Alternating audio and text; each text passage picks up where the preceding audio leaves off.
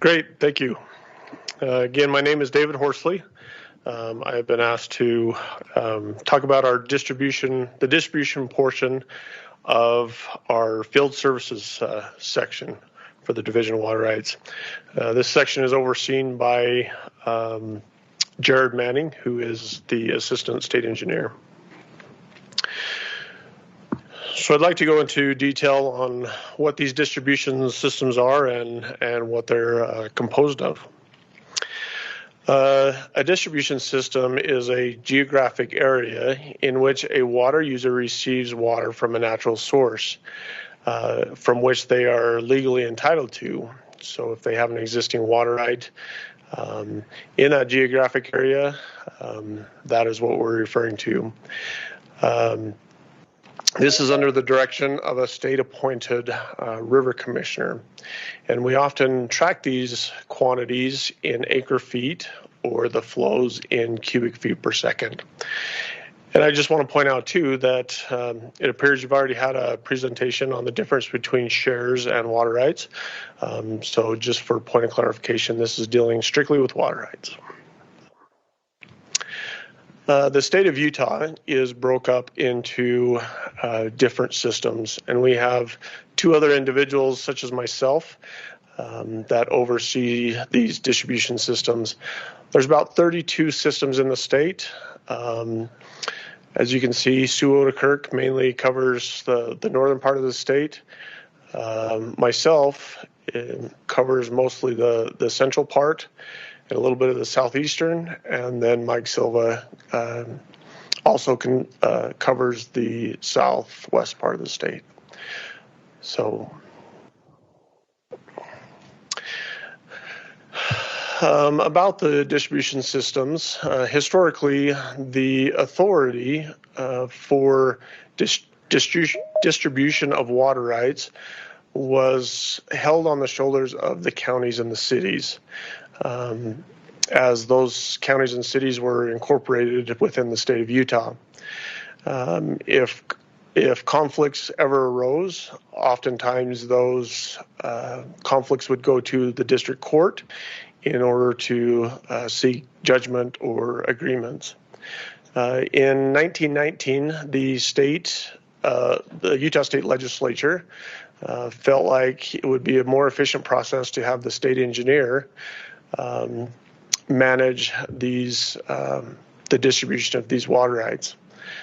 So thus creating the distribution system. A system is composed of a minimum of 2 water users, a distribution system committee, a water commissioner, and of course the state engineer. I'd like to go into the responsibilities of each one of these entities that participate in the system. A water user's responsibility is to maintain an adequate measuring device and the controlling works. So, as you're well aware, the state of Utah has a wide variety of climates and topography, and thus we see a wide variety of measurements and controlling structures. We see anywhere from partial flumes to weirs, and even nowadays some electronic measuring devices.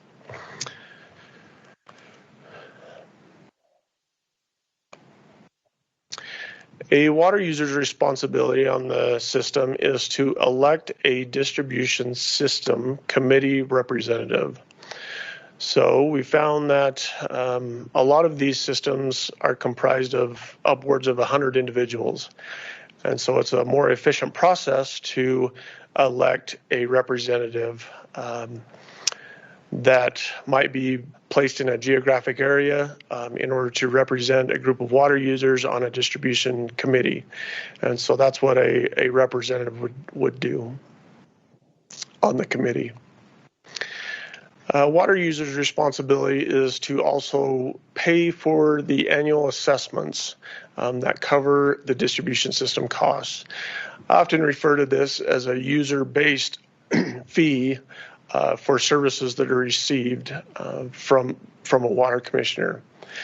Now, these annual assessments could be comprised of the salary for a commissioner, the mileage that a commissioner might acquire as they're out looking at all these different diversions, perhaps on the various rivers, and supplies that they will need in order to complete their job. The committee's responsibilities. It is to obviously represent the water user that elected them. You might see different committee representatives that are held by a municipal representative, an industrial representative, or a geographic area, meaning like a upper part of a canyon or system, middle part, or just simply it might be a group of irrigation companies that could have a representative on a committee. The committee's responsibility is to set the commissioner's salary and to have that budget for the mileage that he will incur and the various supplies that will take place. And obviously setting a budget gives a water user an idea of the expected costs that he might occur for the coming year. Once the budget is completed, you obviously need to have some type of financial backing to that. So the committee's responsibility is to set an annual assessment amount. These assessments could be divided up in a couple different ways. One being based off a water right. You might have a water user in a system who holds 90% of the water rights that are distributed by the commissioner. Therefore, that water user could be expected to pay 90% of the assessment. Another way that we've seen assessments broken out is by a yearly usage. So although you might have a water user that owns 90% of the water rights in the system, perhaps for whatever reason they might only be using 25% of the water, the total amount of water that the river commissioner delivers throughout the year. Thus, he would be responsible for 25% of that annual assessment. And to add on to that, some systems will also include a 5-year rolling average based off this water user or this water usage, which kind of helps out the big bells on the curve to be able to, due to drought or other uses that might occur. So it helps average out their assessment.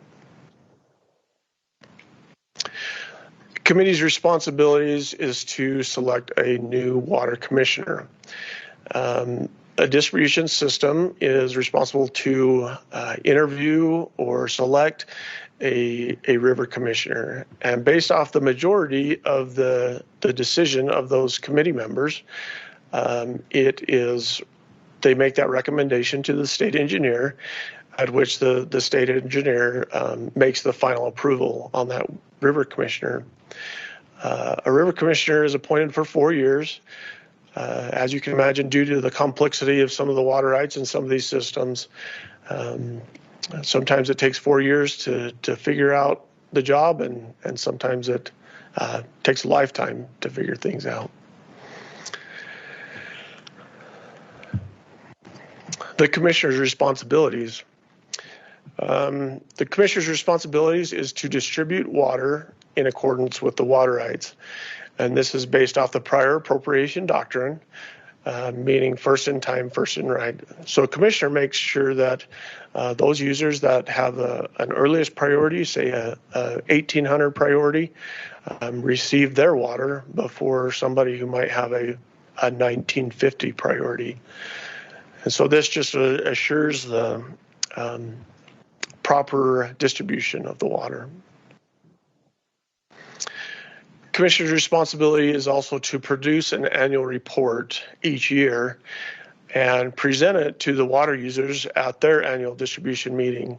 We hold these meetings after the irrigation season takes place, and typically the first part of the calendar year, anywhere from January to to March, we hold these meetings, and it gives the opportunity for the commissioner to report his findings to all the water users, and also report any decisions that were made throughout the year in order for the distribution of the water rights.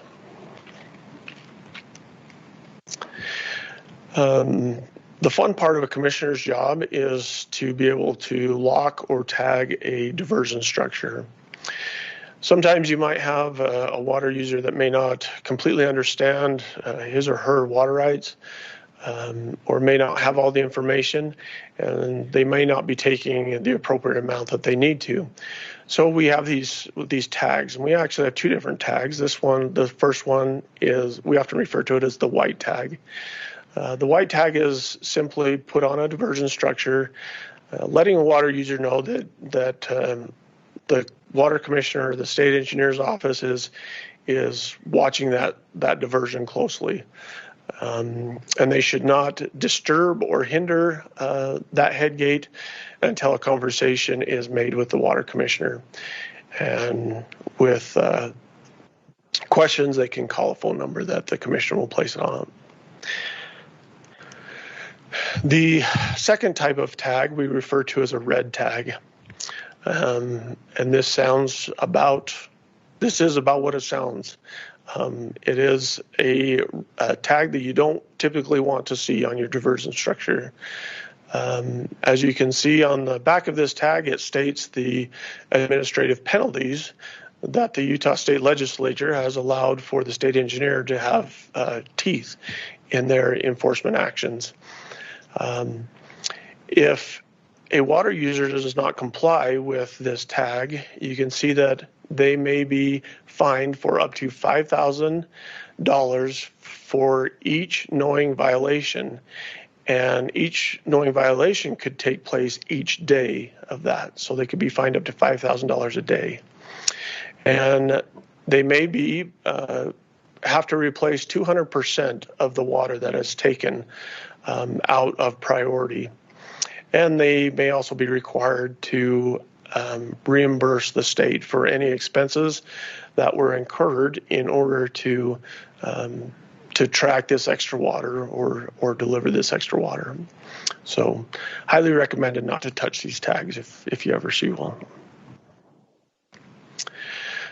Commissioner's responsibility is to perform other duties as agreed upon by the water users and the state engineer.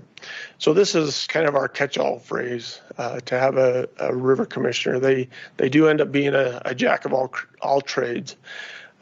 With technology the way it's producing, some of them are asked to help install and maintain telemetry devices in order to get radio communication for reading measurement devices 24 hours a day, 7 days a week. And they also may be asked to help maintain some internet models that we have on our website in order to help transparency for the water users to be able to see when and where they can take what water. As mentioned, they are a jack of all trades, and I found that even some of them end up to be good weather forecasters in order to watch the weather to make sure that they know how much water they might need to release out of reservoirs. The state engineer's responsibility in this system is to appoint that commissioner upon the recommendation of the distribution committee. The state engineer's office also manages those water assessments that come in to our office. So we bill and collect those assessments and manage the funds in order to go out. So we make sure that they're adhering to their budgets and not going into the hole based off the system. And then obviously we train and direct the commissioner in distribution of the water. We do rely a lot on local knowledge of how a system is run, and we're grateful for that knowledge that current water users share with us in order to make things run smoothly. And then we are able to verify that information with the way the water rights should be distributed. So that's all I have as far as a distribution system. Are there any questions? I don't see anything in the chat. Does anybody have any questions for Dave about distribution? I've got one, Shannon. Okay. So just to clarify for my benefit, these are owners of rights, correct, that are being assessed off of a certain river drainage, is that right? That is correct, yes.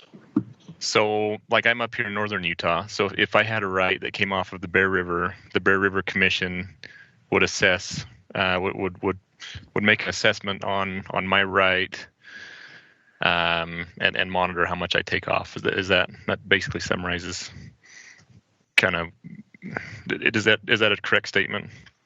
Yeah, basically that is correct, yes. And so it just depends on the part of the state. These distribution systems are often created based off conflict. And so it's those areas that are the state that might have conflict, the Bear River being one of them. So yeah, that's a correct statement. Thank you.